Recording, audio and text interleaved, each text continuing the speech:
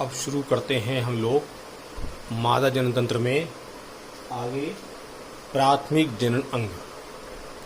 आप देख रहे हैं प्राथमिक जनन अंगों के अंतर्गत हम लोग इस वक्त जो ये डायग्राम देख रहे हैं उसमें स्पष्ट रूप से आप देख रहे हैं गर्भाशय। इसके दाएं और बाएं दोनों ओर एक जोड़ी अंडाशय हैं जो मादा युग्मकों का निर्माण करते हैं। इनकी लंबाई, चौड़ाई और मोटाई क्रमशः 3 सेंटीमीटर, 2 सेंटीमीटर और 1 सेंटीमीटर होती है।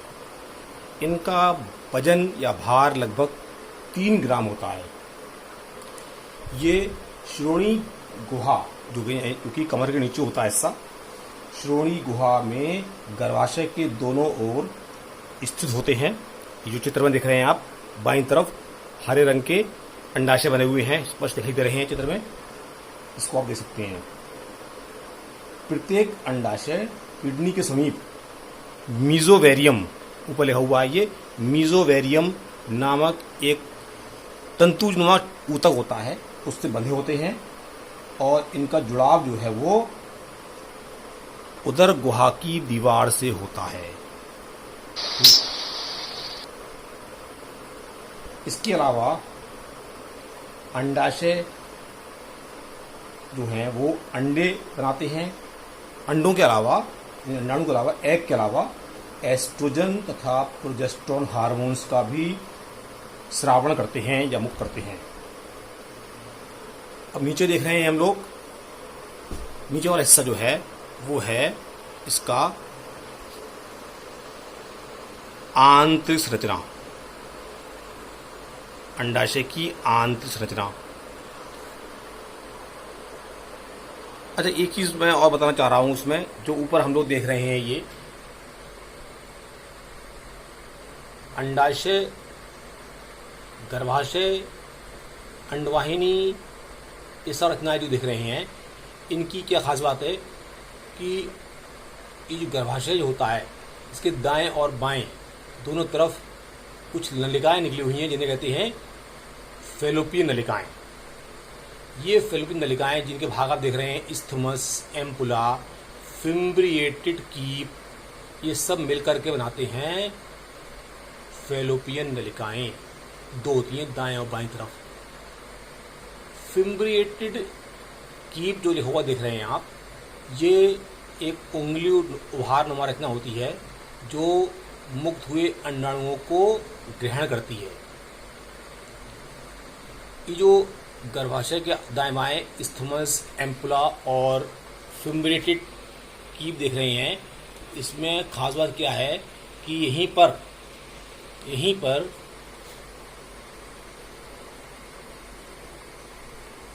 निषेचन क्रिया होती है। नीचे का भाग जो है, चौड़ा भाग, इसी को कहते हैं गर्भाशय। इस गर्भाशय में भ्रूणीय विकास होता है। नीचे सर्विक्स और उसके नीचे एक लंबी नलिका होती है, 6-7 सेंटीमीटर लंबी, योनि कहलाती है, जो कि मादा जनन छिद्र द्वारा बाहर खुलती है। ठीक, अब नीचे का हिस्सा आता है, जो चित्र देख रहे हैं आप, इसकी क्या है ये अंडाशय की आंतरिक संरचना।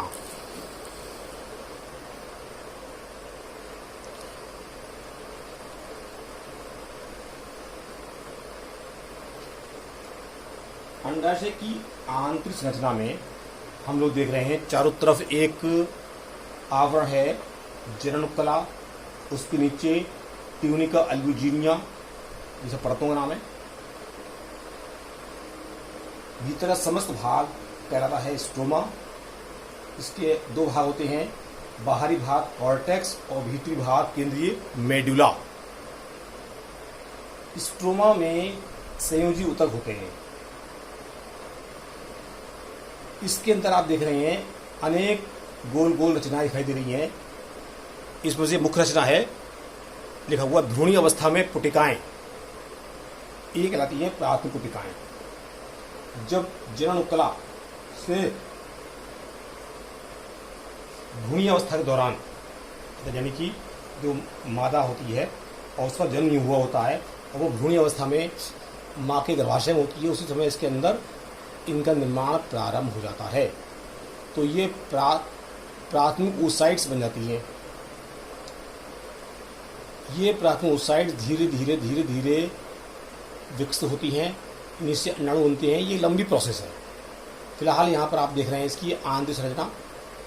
तो एक परिपक्व अंडाशय की अगर हम आंतरिक संरचना देखते हैं तो उसमें आपको प्राथमिक पुटिका, प्राथमिक oocyte, प्राथमिक पुटिका के बाद आप देख रहे हैं उसमें एक रचना बनी हुई है जिसमें आगे जनन उपकला के पास एंट्रम गुहा और उसके बाद सेकेंडरी oocyte। ये जो है सेकेंडरी oocyte वो अर्धसूत्री विभाजन से पहले, यानी कि कह सकते हैं आप, ये इसका जो निर्माण होता है वो पोषण के दौरान होता है, वृद्धि प्रावस्था में। जब अंडाणु मुक्त जाता है तो गर्भाशय अंडाशय के अंदर जो रचना बनती है उसे कहते हैं कार्पस ल्यूटियम। ये प्रोजेस्टेरोन हार्मोन मुक्त करती है। उसके उपरांत जो रचना बनती है उसे कहते हैं कार्पस एल्बिकेंस, जो कि अंडाणु मुक्त पुटिकाकु के रूप में होती है। अब हम इसके बाद अध्ययन करते हैं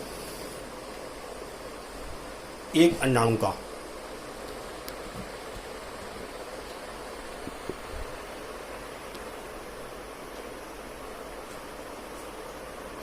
पुटिका में एक प्राइमरी oocyte होती है, इसके चारों ओर एक परत होती है, इसे कहते हैं पीत कला या विटेलाइन मेम्ब्रेन। इसके चारों ओर मोटी परत होती है जोना पेरिसुडा, ये पारदर्शी होती है। इसके बाहर की परत कहलाती है कोरोना रेडिएटा। परिपक्व ग्रेफियन पुटिका हटकर सेकेंडरी oocyte मुक्त करती है या द्वितीयक अंडकोश का मुक्त करती है, तथा शेष भाग कार्पस ल्यूटियम रह जाता है, जो गर्भावस्था हेतु प्रोजेस्टेरोन हार्मोन रिलीज करता है। यदि निषेचन नहीं होता है, ये समझ लें आप, तो कार्पस एल्बिकेंस जो आपको दिखाया था पीछे भी आंतरिक संरचना में, वो शेष रह जाता है और नए सिरे से मासिक चक्र प्रारंभ होकर नया अंडाणु बनने लगता है। अब अंडाणु बनने की प्रक्रिया पूरी जो है वो एक अलग प्रक्रिया है, इसके बारे में आपको बाद बताएंगे।